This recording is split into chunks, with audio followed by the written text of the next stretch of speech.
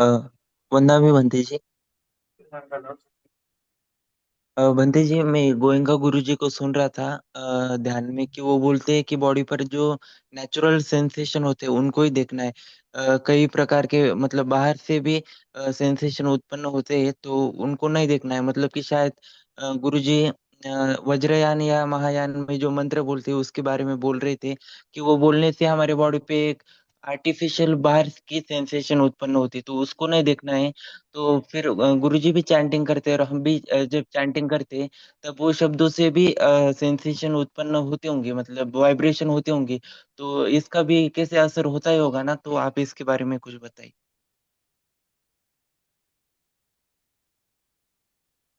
तो देखिए, गोयनका जी ने बताया होगा उनके हिसाब से, है ना, जैसे आपने तर्क लगाया है कि वो महायान वगैरह कोई साधारण मिक्स ना हो जाए इसीलिए वो घबराते होंगे। लेकिन भगवान बुद्ध जी का धर्म ऐसा नहीं काम करता है ना। भगवान बुद्ध जी का धर्म होता है हेतु प्रत्यय, है ना। हेतु प्रत्यय को ही आपको बार बार समझना है। इमस्मिन सति इदं होति, इमस्मिन असति इदं न होति, है ना।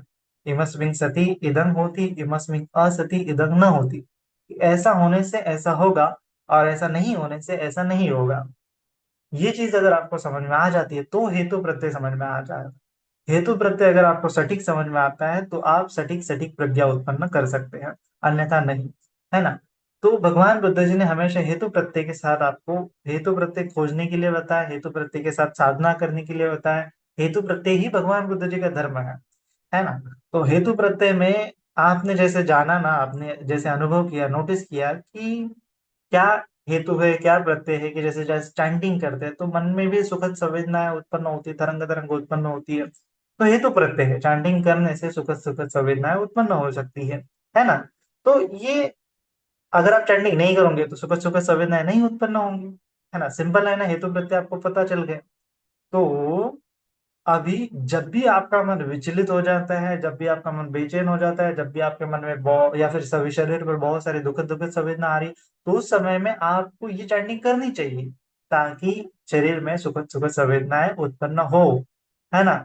आप उसमें फंस नहीं रहे, आप जस्ट हेतु प्रत्यय को जान रहे हो, है ना। और हेतु प्रत्यय के साथ अगर जानोगे तो आप प्रीति संभोजांग को उत्पन्न कर पाओगे। प्रीति संभोजांग को उत्पन्न करने से फिर प्रक्षुब्धि संभोजांग, फिर समाधि संभोजांग, फिर उपेक्षा संभोजांग। तो वो संभोजांग को उत्पन्न करने की कोशिश करनी है। और ये भी कैसा है, ये भी अनित्य है। चाहे कितनी भी आप कोशिश कर लो, चाहे कितनी भी आप एफर्ट्स लगा लो, कितनी भी चैंटिंग कर लो, जितनी चैंटिंग करोगे उतने ही देर तक आपको क्या होगा, वो प्रीति उत्पन्न होगी। प्रीति का भी हेतु प्रत्यय है, प्रीति अपने आप उत्पन्न नहीं हो रही है, कोई ना कोई हेतु है, कोई ना कोई प्रत्यय है, इसके लिए प्रीति उत्पन्न हो रही है। तो जितनी देर आपने चैंटिंग की तो उतना लंबा आपका प्रीति चला, फिर प्रीति खत्म हो गया, फिर आपको प्रीति फिर से उत्पन्न करने के लिए चैंटिंग करनी पड़ेगी, फिर से प्रीति उत्पन्न होगी, है ना। तो ये हेतु प्रत्यय है, ठीक है। तो इस प्रकार से है, जब भी आप अच्छा पुण्य करते हैं तब भी आपके शरीर पे अच्छी संवेदनाएं उत्पन्न होती है। एंड जब आप कुशल कर्म करते हैं तब आपके शरीर पर अच्छी संवेदना उत्पन्न होती है। और जब आपका मन प्रदुष्ट हो जाता है, मनसा से पदुष्टेन भासति वा करोति वा ततो न दुःखम वनिवेति, तो आपके जीवन में दुख आता है और ये आपको फील होता है। तो आपको सोचना है कि जब भी आपके शरीर पर दुख संवेदना उत्पन्न हो रही है, इसका अर्थ क्या है कि अकुशल ज्यादा जाग रहा है। तो अकुशल ज्यादा जाग रहा है तो आपको हेतु प्रत्यय क्या करना चाहिए, कुशल जगाना चाहिए मन में, है ना। कुशल जगाने से अर्थ क्या है, आप चैंटिंग कर लो, आप दान कर लो, आप शीलों का पालन कर लो, आप मेत्ता भावना कर लो, 10 पुण्य क्रियावत कर लो, 10 पारमिताओं का अभ्यास कर लो, धम्म श्रवण कर लो, धम्म का चिंतन मनन कर लो, ये पुण्य है। ये करने से आपका चित्त कैसा होगा, पुनीत होगा। चित्त पुनीत होने से क्या हो जाएगा, पूरे शरीर पर सुख संवेदना उत्पन्न हो जाएंगे, है ना। तो इस प्रकार से आपको दुख की तरफ ले जाने वाला मार्ग है उनको छोड़ना है, और जो सुख की तरफ ले जाने वाले मार्ग है उसको ग्रहण करना है, अकॉर्डिंग टू जैसा भगवान बुद्ध जी ने बताया है उस हिसाब से, है ना। तो इस तरह से भी हम प्रैक्टिस को आगे आगे तक ले जा सकते हैं। अन्यथा क्या है कि अगर पुण्य नहीं है आपके पास और आप अगर कितना भी देखने की कोशिश कर रहे हो, समता समता समता, लेकिन वो समता डेवलप होगी ही नहीं, है ना, क्योंकि उसको आधार चाहिए पुण्य का। और जब तक ये पुण्य का आधार नहीं डेवलप करेंगे, हम डेवलप करेंगे से का अर्थ क्या है कि ये तो प्रत्यय आपको जबरन वो पुण्य कर्म करना पड़ता है ना। तो इस प्रकार से प्रतिभुजंग आप उत्पन्न करने के लिए उन चीजों का उपयोग कर सकते हैं। है ना। पृथ्वी भुजंग उत्पन्न हो गया, फिर उसके बाद आप लाइक शिफ्ट कर सकते हैं। जैसे सप्तभुजंग की भावना अगर आपको करनी आती है, तो पहले वाले जो लास्ट वाले तीन होते हैं और पहले वाले तीन होते हैं, तो पहले वाले तीन की अगर साधना कर रहे हैं तो लास्ट वाले, पहले वाले तीन की नहीं हो रही है तो लास्ट वाले तीन की करनी होती है। लास्ट वाले तीन की साधना नहीं हो रही है तो पहले वाले तीन की करनी पड़ती है। लेकिन पहले वाली तीन की नहीं हो रही है तो लास्ट वाले तीन की करना बहुत जरूरी होती है ना। प्रक्षब्धि समाधि उपेक्षा की भावना, और ये भावना आप किसी भी आलम्बन के साथ कर सकते हैं, है ना। और जब तक ये प्रक्षब्धि समाधि उपेक्षा नहीं होगी तब तक आप कितना भी धम्म विजय करने की कोशिश करोगे, धम्म विजय मतलब अनित्य दुख अनात्म को जानने की कोशिश करोगे, वो होगा नहीं, है ना। क्योंकि भगवान जी ने जैसा बताया ना कि ये इसकी भावना करने का मतलब क्या है कि जैसे सूखी लकड़ियां हैं और उसको हम क्या कर रहे हैं, घिस रहे तो उसमें आग बहुत ज्यादा जल्दी लग जाती है, और आग बुझाने के लिए हम फिर से उसके ऊपर सूखी लकड़ी डाल रहे हैं तो आग बुझेगी नहीं, है ना। उसी प्रकार से ये आग बुझाने के लिए क्या करना पड़ता है, गीली लकड़ी गीला पानी उसमें डालना पड़ता है। गीला लकड़ी गीला पानी से अर्थ क्या है, ये प्रक्षब्धि समाधि उपेक्षा भोजांग। तो ये भोजांग की प्रैक्टिस आपको हेतु प्रत्यय के साथ करनी पड़ती है, भावना करनी पड़ती है ना। भावना करने का अर्थ वही है, भगवान जी ने जैसा बताया, सप्त भोजांग की भावना करनी पड़ती है। और उसके साथ साथ 37 बोधिवाक्ष धर्म की भावना करनी पड़ती है। भावना करने से अर्थ यह है कि आपको वो बार बार करनी पड़ेगी, जबरन करनी पड़ेगी। मन एकाग्र नहीं हो रहा है तो करने की कोशिश करनी पड़ेगी, करने की कोशिश करनी पड़ेगी, तब जाके आपका मन एकाग्र होता है ना। तो इसको बोलते हैं वीर्य। लेकिन वीर्य हमेशा नहीं करते जाना है ना। वो भी संयम के साथ, बैलेंस बनाते हुए मध्य मार्ग के साथ आपको प्रैक्टिस करनी होती है। तो इस प्रकार से भगवान जी ने हेतु प्रत्यय के साथ आपको साधना करने के लिए बोला है। हेतु प्रत्यय के साथ अगर आपको साधना समझ में आ जाती है तो भगवान जी का धर्म लगभग आपको समझ में आ जाता है कि लगभग क्या करना है क्या नहीं करना है, ये अपने आप आपको पता चलने लग जाता है। तो इसीलिए हेतु प्रत्यय के साथ आपको जानना है, और फिर जो उत्पन्न हुआ है उसके साथ आगे आगे बढ़ना है। ठीक है, तो इस प्रकार से है। तो सम्यक दृष्टि का अर्थ है जैसा है वैसा देखना है।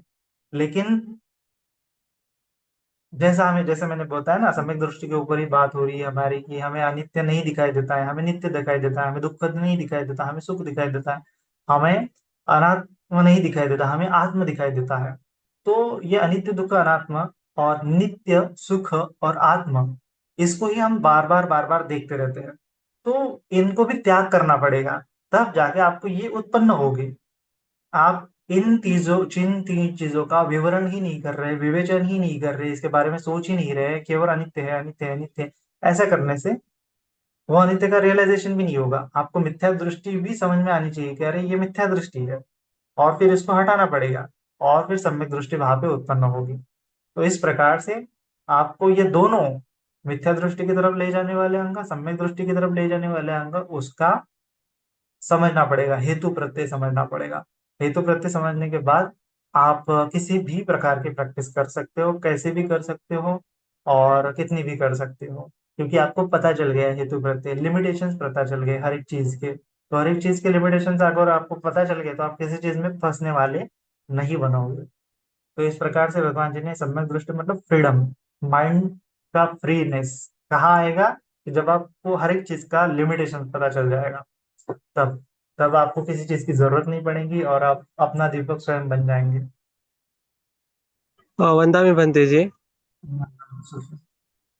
बनते जी, हम दिन भर में, मतलब जब तक हम जाग रहे हैं उस समय हमारे मन में कौन सा चिंतन चाहिए, या कौन सी साधना चाहिए, या निरंतर हमारा मन शांत ही चाहिए, तो क्या चाहिए भक्ति जी?